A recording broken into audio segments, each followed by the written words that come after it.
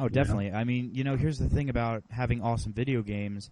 I may not be able to run out to the store and get it right away just because of finances, but you can be damn certain that I'm going to get it. Yeah. I mean, I had to wait 2 years to get No More Heroes just because the first year I didn't have my Wii, and then I just didn't have any time or money to go out and get it. So, but when I picked it up, I mean, it's still an excellent experience, and Absolutely. it really, it really solidifies my opinions of Wii, and programmers and developers who actually care about putting creativity and a kind of unique spin on their games. I love seeing that. Yeah, I do too, and I think that the Wii is very good for that. And I hope that the video game, the gamers out there, the video game audience, really does support this effort. Buy these games, buy original games that companies like ours are making. A lot of our companies are very small, and every sale definitely helps, because if our games are selling, then we're going to be able to stay in business, and we're going to be able to give you more and more unique experiences. And so that's one of the things I try to do is buy a lot of these new, unique, off the wall looking kind of crazy games, and I do think it has an impact. So players do have a choice too, I think, which is neat. Yeah, you speak with your dollar in the industry here. Yeah, and, I guess. Yeah. Yeah, I mean, I would honestly like to see WiiWare expanded, and I mean, this is across all video game fronts, to be able to buy and download just full games, full like Nintendo first party. Say, I mean, imagine Galaxy was on WiiWare. I mean, I know, of course, with the processing power of the Wii and the way that their online system works, that is not fathomable. But in the future, I would really like to see that effort move forward, because you got to think, how much am I paying for just packaging, to get it here, to give me box art, when the price could probably be cut down significantly for the consumer by just getting the direct game and downloading the instruction manual along with box art, so that's available still. Yeah. Plus, we would be saving a lot of resources there, so absolutely, and that's a little bit of a green mentality there. Yeah, and that's definitely one of the reasons that we went for digital distribution. We didn't want to add to landfills, and we also wanted to make games that people could buy that were affordable. So, we developed our franchise and our series around these smaller games that cost less and are digitally distributed.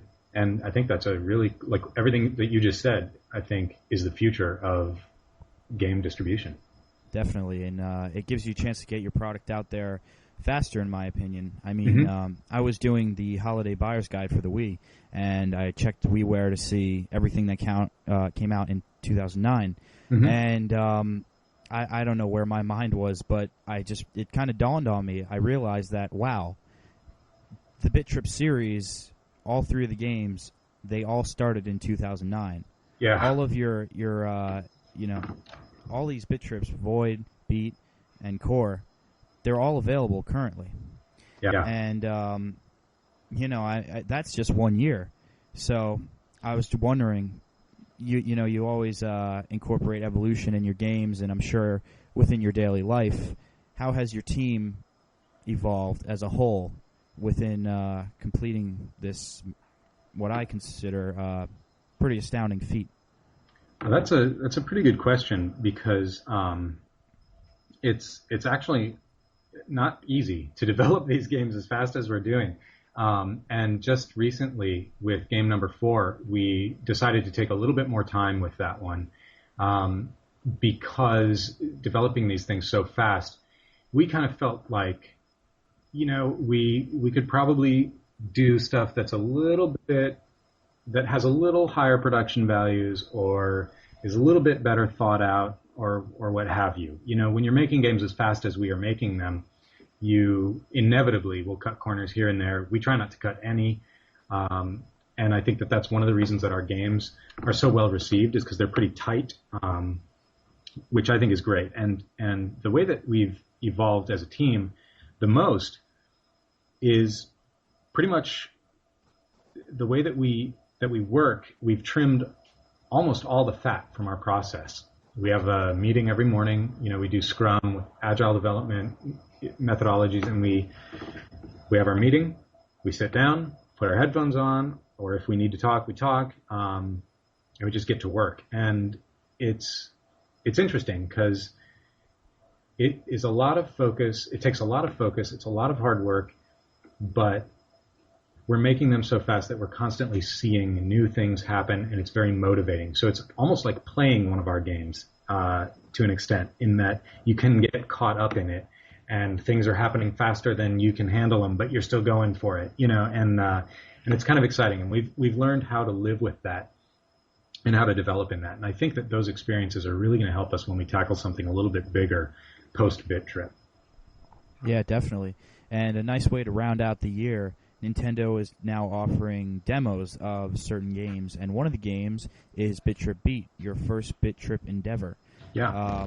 How did this all come about, the demos? Did Nintendo say, did they have like some kind of selection method that your game was successful, it sold this certain amount of units, so it will be coupled with the rest of them? Or was it just an opinion of Nintendo that you represented them well, and they wanted to get you out there more? I'm not sure exactly what their criteria were, but I've got a pretty good relationship with my contacts at Nintendo. I like them a lot. They're fun to work with. And one day they called me and they said, "Hey, we're thinking about this thing. You guys want to be involved?" And I don't know exactly why they ended up choosing us. I like to imagine that it was Reggie, Shiggy, and Iwata sitting around in a room going, "We want Bit Trip." So that's what I'll choose to believe. And then they called us and asked if we'd be into it, and absolutely we said yes, because like many gamers, I felt like the WiiWare service was lacking demos. I wanted demos too. I'm a gamer as well as a developer, and I like trying before I'm buying. And so we developed the demo.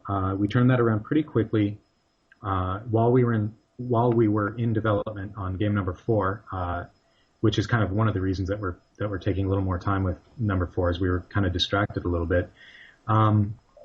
But the demo has done very well for us. We like the responses that we've been getting, both in sales and in reviews, kudos, all of that.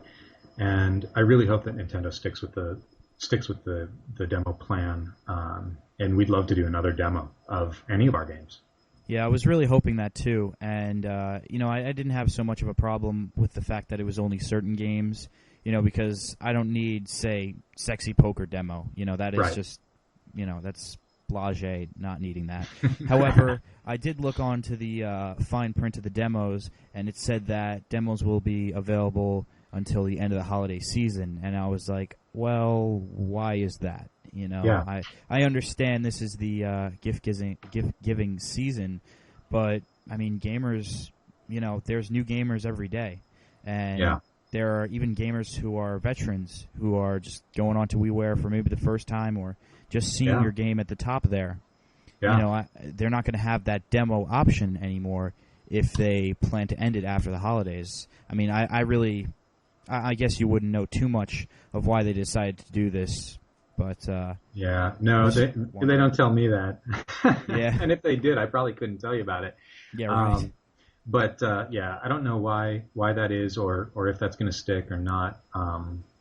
But I do hope that Nintendo, honestly, they might be doing that just to sort of say, okay, this was our experiment. We're going to see if we liked how this went. And I hope that they look back on it and that they like how it went, because I think that gamers liked how it went, and I know that a lot of the developers I've talked to who were part of that program also liked how it went.